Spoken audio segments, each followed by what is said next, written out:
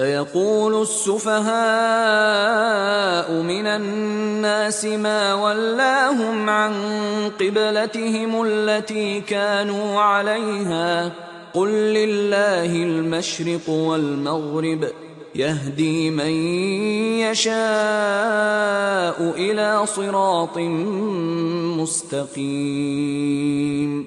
وكذلك جعلناكم أمة وسطا لتكونوا شهداء على الناس ويكون الرسول عليكم شهيدا. وما جعلنا القبلة التي كنت عليها إلا لنعلم من يتبع الرسول ممن ينقلب على عقبيه وإن كانت لكبيرة إلا على الذين هدى الله وما كان الله ليضيع إيمانكم إن الله بالناس لرءوف رحيم. قد نرى تقلب وجهك في السماء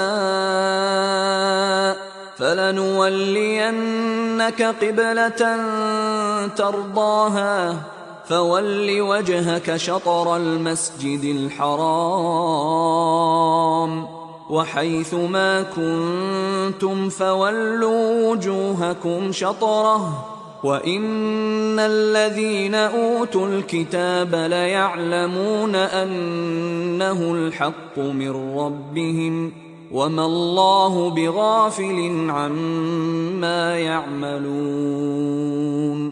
ولئن أتيت الذين أوتوا الكتاب بكل آية ما تبعوا قبلتك وما أنت بتابع قبلتهم وما بعضهم بتابع قبلة بعض ولئن اتبعت أهواءهم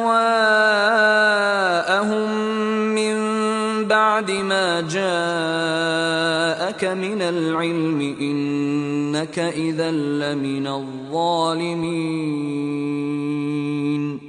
الذين آتيناهم الكتاب يعرفونه كما يعرفون أبناءهم وإن فريقا منهم ليكتمون الحق وهم يعلمون.